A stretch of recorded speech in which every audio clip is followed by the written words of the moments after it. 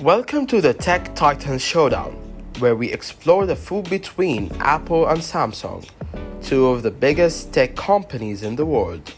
I'm your host, Ahmed Salem. In this series, we'll look at how these two companies battle to become leaders in the smartphone industry, using marketing innovation and even legal battles.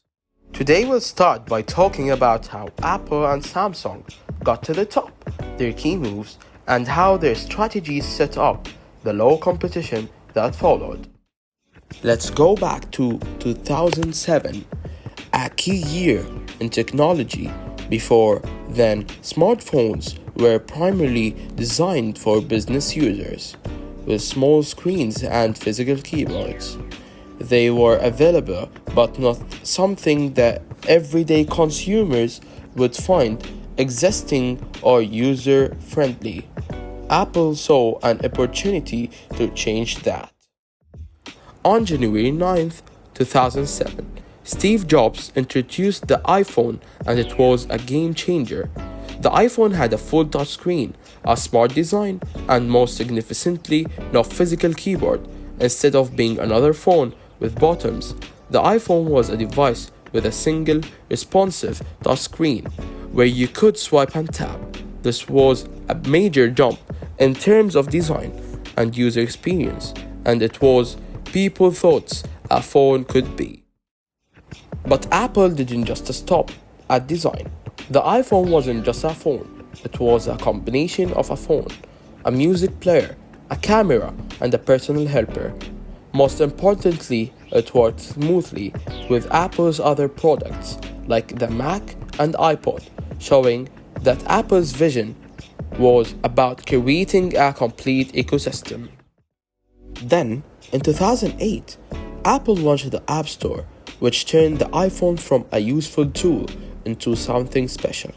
For the first time, users could download apps to customize their phone however they wanted, from social media to games to fitness tracking. This made the iPhone more than just a communication device. It became an all-in-one solution of entertainment, productivity, and more. Apple's discussion to open up the platform to the third-party developers was genius. It created an entirely new economy for mobile apps, and people loved that they could personalize their phones to suit their needs. The App Store was a key factor in making the iPhone a massive success. Now we can't ignore Apple's brilliant marketing strategy. From the beginning, the iPhone wasn't just marketed as a device, it was marketed as a design of status. Apple created ads that underlined the sleek, prime design and user-friendly features. Their Get a Mac campaign, which showed Apple products as cool and easy to use, helped build the overall brand image. This made people associate the iPhone with something exclusive and special. By making the iPhone hot, Apple built a strong touching connection with its customers. People didn't just want a smartphone, they wanted an iPhone. By 2010, Apple had sold millions of iPhones, and the wave effect across the industry was too. Competitors like BlackBerry, once dominant, struggled to keep up with the shift towards touchscreen devices. The entry smartphone market was redefined, and the need of touchscreen phones zoomed. Apple didn't just create a product, they created an artistic shift. The iPhone became central to how people consumed media, communicated, and interacted with the world. It was the smartphone that everyone else tried to copy. In just a few years, the iPhone went from a risky but to an industry-defining product. Apple's focus on design, comfort of use, and seamless with its ecosystem set it apart from the competition. The launch of the App Store in 2008 only framed its position as a game changer in the tech world. Now, let's shift to Samsung. Before they entered to the smartphone world, Samsung was already a big name in electronics, known for products like TVs, home devices, and other devices. But it wasn't until 2010, when they introduced the Galaxy series, that they truly became a major player in the smartphone market. Samsung's strategy was very different from Apple's. While Apple focused on releasing just one or two prime models each year, Samsung decided to target everyone. They produced a wide range of phones, high-end models, mid-range options, and even budget phones. They allowed them to reach a much larger audience. People enjoyed having more choices, specifically those who wanted smartphones but didn't want to pay a high price.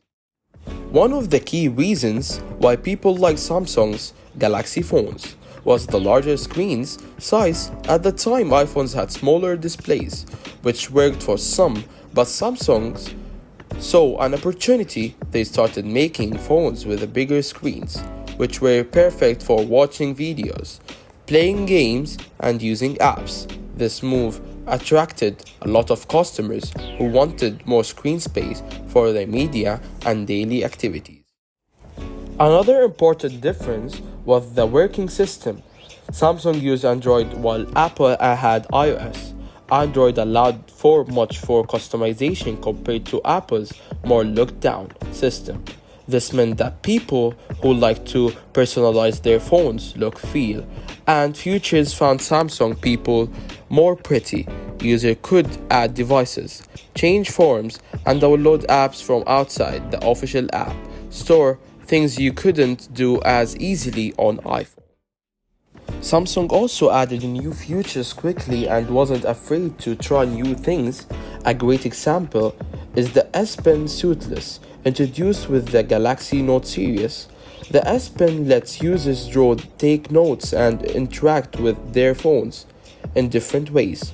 Another example is their curved screens, which not only looked cool but added new functions as well. These features help Samsung stand out from Apple and attract people who wanted the last tech. By 2012, Samsung was selling millions of phones worldwide. Their ability to offer more choices, larger screens, and new features helped them become a major player in the smartphone market. By then, they had become Apple's biggest competitor, and the battle between the two companies was in full swing. The competition between Apple and Samsung didn't just happen in stores. It also happened in court in 2011. Apple used Samsung's, saying they copied the iPhone's design. This started a long legal battle between the two companies. But while the suits were happening, the companies were also contesting with different strategies. Apple focused on releasing more irregular, high-end products that felt special. Samsung, on the other hand, offered a wide range of phones for different budgets. Both strategies worked. Apple made people feel like they were getting something exclusive, while Samsung reached more customers by giving them choices. In the next episode, we'll wrap up this series by looking at how these marketing strategies affected both campaigns, sales, and their influence on marketing today. That's it for today's episode of the Tech Titans Showdown. We saw how Apple built a prime brand and how Samsung gave people more options. Both companies rose to the top in different ways, and their revealer helped push smartphones technology forward. In the next episode, we'll dive into famous marketing battles between Apple and Samsung.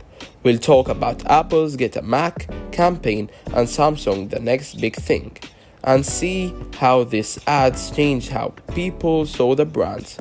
Thanks for listening. I'm Ahmed Sanem, and I'll see you in the next episode. Bye.